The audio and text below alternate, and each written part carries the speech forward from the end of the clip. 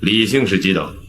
现在是第4等。一听这话，李世民瞬间就怒了。自己做了皇帝，可姓氏却只排在第4等。打天下是4等。是不太像话。起初，李世民对这些氏族的排名并不感兴趣，而之所以引起这一话题的原因，是近日长安城内经常锣鼓喧天。房玄龄对此解释道：“陛下，现在是嫁娶的时候，长安城里百姓娶亲的很多呀。”既然聊起了嫁娶之事，李世民当即询问房玄龄的大儿子婚事安排的怎么样了。可房玄龄却感慨，现在想要找个合适的亲家实在是太难了。他也是费了很大的功夫，才终于让大廊坊移植跟卢家结上了亲。像我这样韩氏出身的人，要靠与大姓结亲，才能被人看得起哟。李世民听后一脸疑惑：“我不是已经答应高阳公主嫁给你二郎吗？”“是，还有人敢看不起你？”李世民觉得自己把最宠爱的高阳公主嫁给了房玄龄的小儿子。怎么说，现在也算是皇亲国戚了，为何如今还有人敢看不起房玄龄？李世民也很是纳闷啊。以房玄龄和魏征在朝中的地位，他们的儿子想要娶亲，在长安那还不是随便挑的事吗？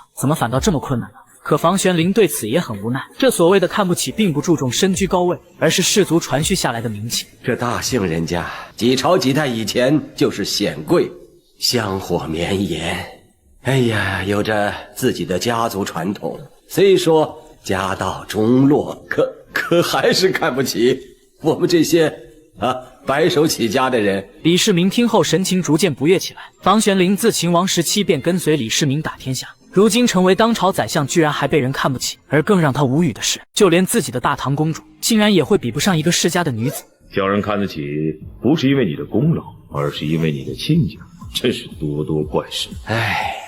魏征啊，你不是也是这样吗？此话一出，魏征也是一个脑袋两个大。原来他为了提高家族的地位，便想着让儿子娶山东王姓家的女儿。但山东王家跟卢家一样是个大姓，魏晋历朝历代南北各朝都做大官，想要娶到王家的女儿，就要准备70万的彩礼。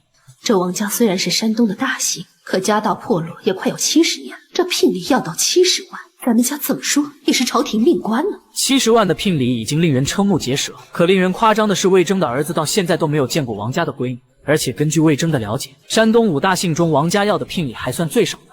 70万，你把70万都得拿出来，拿不出来就结不上王家这个亲呢。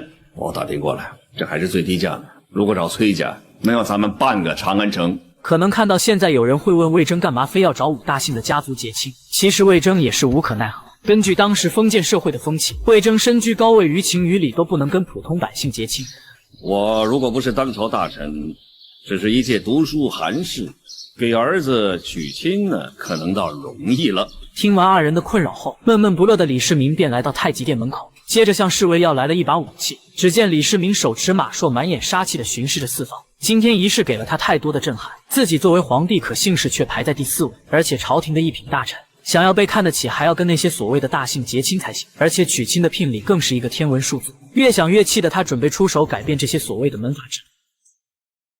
当今天下，姓李。于是他当即让舅舅高士廉主持重修氏族制，同时让韦挺、岑文本等人从旁协助。他还特意强调，大唐氏族制不要只专注于门阀大府，要将全部的姓氏都收纳进去。然而高士廉却没有听懂李世民话中的深意，还是让人按以往的等级重新编排一番。见此，岑文本忍不住提醒他：我觉得陛下的意思是要重新修订姓氏的等级。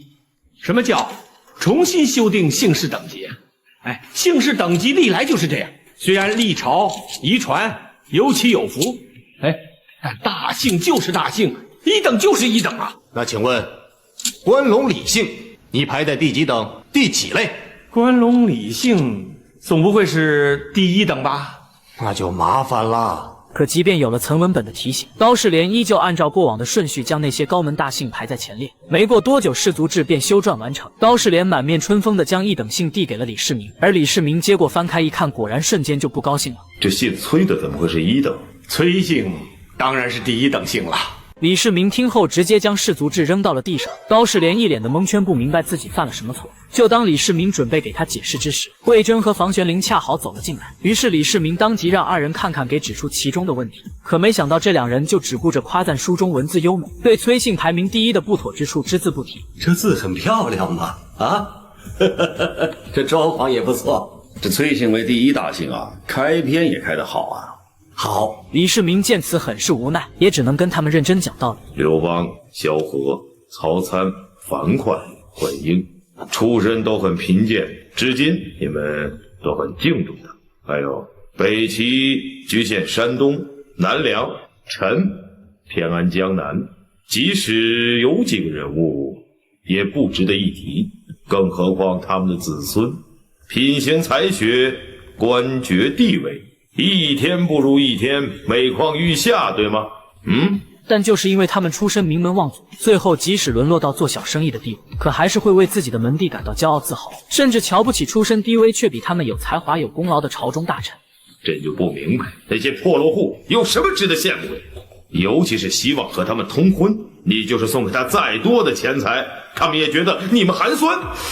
李世民就是要改变这一现象，不能再让这群门阀士族的势力越来越强。而现在重修氏族制的高士廉却把李信排在了第4等，让崔氏占据首位，这不是荒唐吗？我们辛辛苦苦打天下的人，最后却比那些无功之人的等级还要低。李世民很是无语，于是询问魏征和房玄龄：“你们俩给朕解释清楚。”可还没等俩人回答，很识趣的高士廉就赶紧赔罪，并表示要重修氏族制。房玄龄也连声附和，并请旨将韦挺、岑文本等人叫来一起商议重修的事。然而李世民却让房玄龄不要着急，命他先拟好诏书，让人去搜集天下的家谱和朝廷的人事命令，以朝廷的现任官员的等级为准，再结合史书记载严格考证，重新拟定好等级顺序。最终在李世民的指示下，新的氏族制修订完成。该书收录了293个姓氏，包含了1651个家族，以皇族关陇李姓为首，外戚长孙氏次之，崔姓则被降为了第3等。一部氏族制的修订也代表着李世民加强皇权、巩固统治的目的。然而就在200多年后，一个名叫黄巢的读书人拿着这本书杀进了长安，并且给这本书打了一个5星的好评。